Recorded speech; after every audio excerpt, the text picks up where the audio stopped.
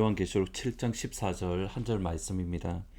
내가 말하기를 내 주여 당신이 아시나이다 하니 그가 나에게 이르되 이는 큰 환란에서 나오는 자들인데 어린 양의 피에 그 옷을 씻어 희게 하였느니라.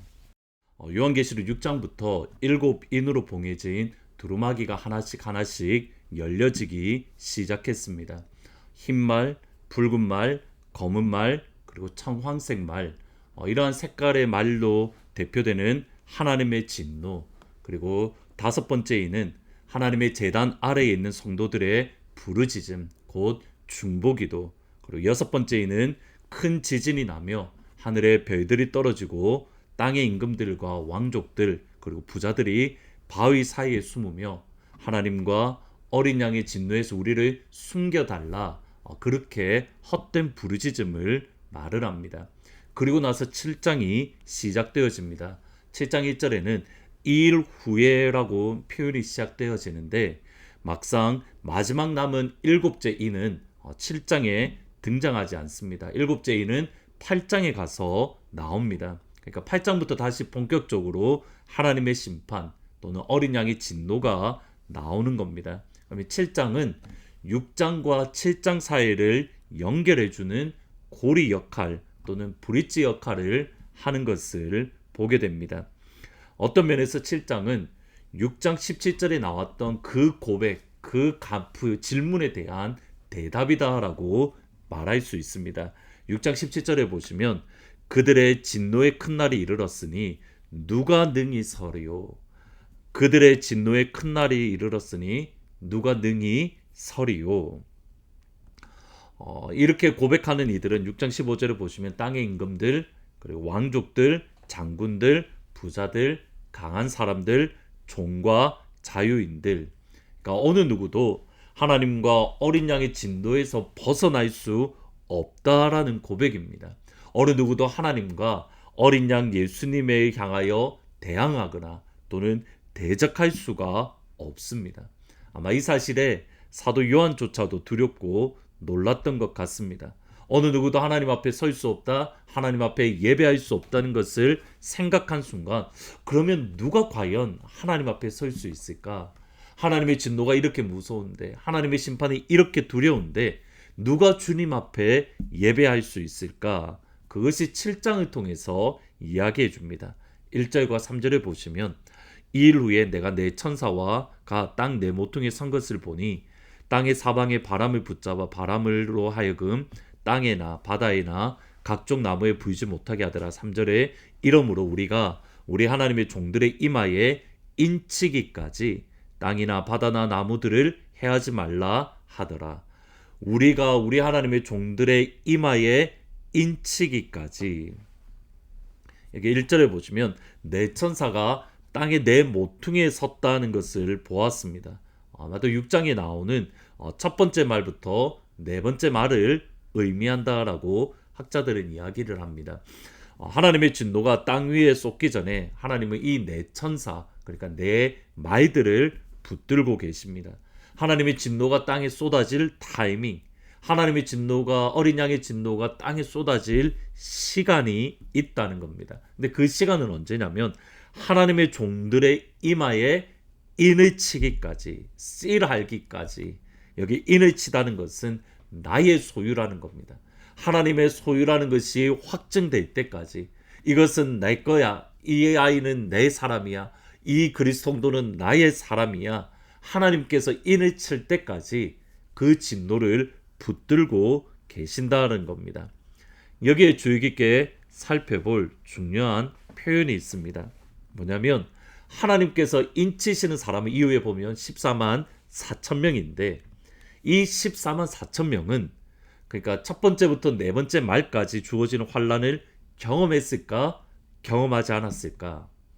동일하게 환란을 경험한 사람이 14만 4천 명입니다. 그러니까 하나님의 인치심을 받기까지 기다리라고 했고 그 인치심을 받는 사람이 누구냐면 14만 4천 명이고 그 14만 4천 명은 동일한 환란을 고난을 받는 사람입니다.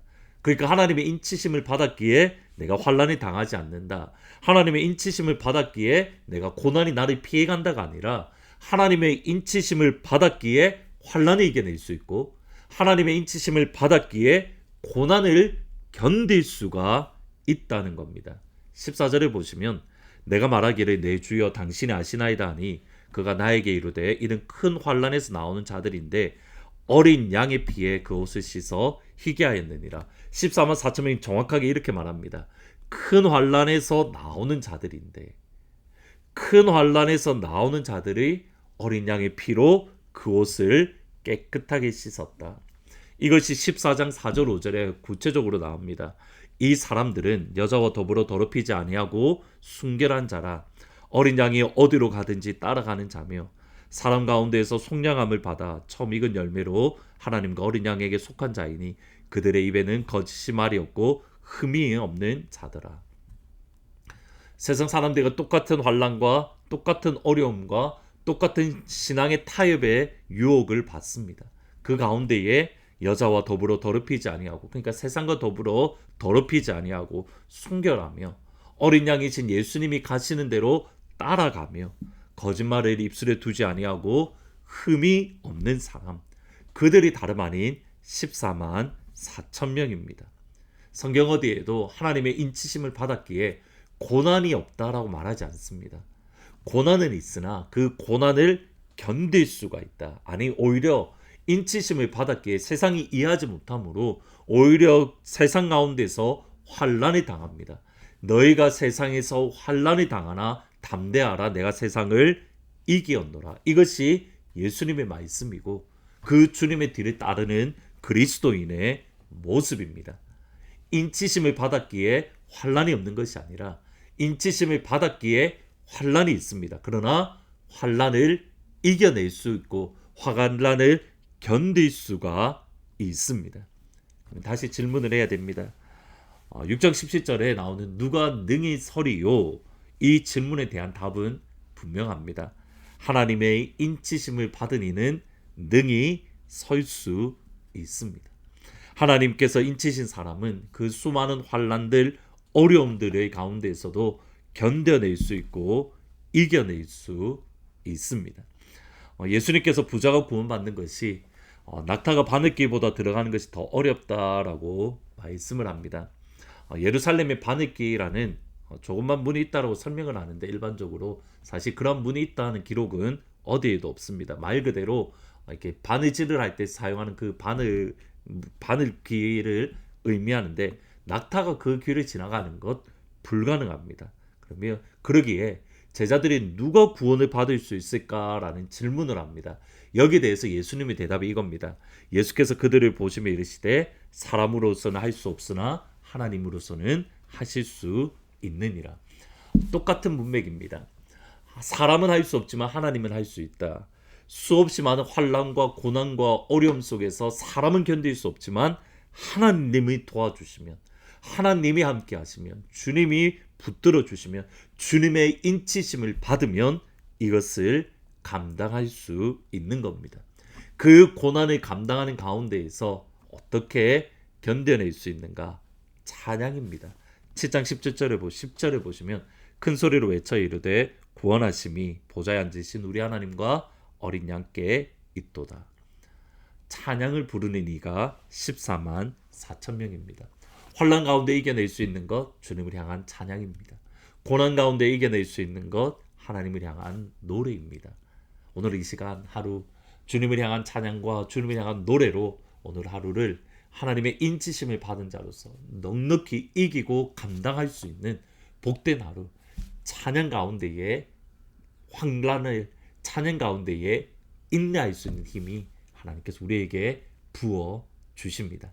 찬양이 가득하기를 주님의 이름으로 축복합니다. 기도하십니다. 예수님, 누가 주님의 큰 진노 앞에 설 수 있냐면 하나님의 인치심을 받은 자로서 찬양하는 자임을 말씀을 통해서 생각합니다. 하나님, 오늘 이 시간 우리에게 찬양을 허락하여 주십시오. 감사를 허락하여 주십시오. 그래서 오늘 하루 찬양 가운데에 감사 가운데에 넉넉히 이기며 승리할 수 있는 사랑하는 모든 주의 성도들, 환난 가운데에서도 찬양으로 기쁨으로 견딜 수 있는 하나님은 모든 가족들이 될 수 있도록 예수님 축복하여 주옵소서. 그 고난 속에서도 주님을 찬양하는 서문자 권사님을 예수님이 치유하십니다. 이용복 장로님을 치유하십니다. 엔젤을 치유합니다. 지영자매를 치유합니다. 은혜를 온전히 치료합니다. 또 하트포드 제2장로교에 속한 모든 성도들을 우리 주님이 치유하여 주십니다. 하나님, 이제 예수기도 동행기도학교가의 마무리 시간들이 점점 다가옵니다.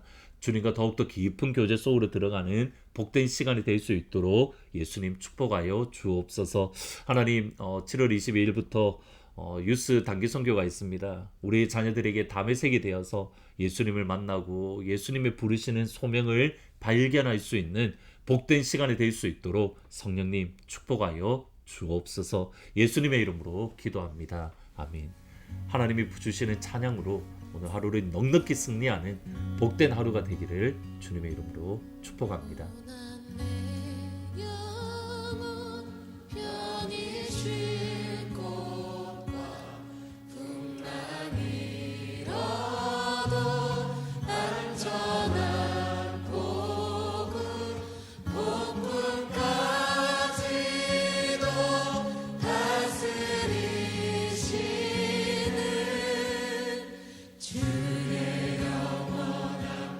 주님 어떤 분인지 가사를 기억하며 고난 내 영혼 너희 실고와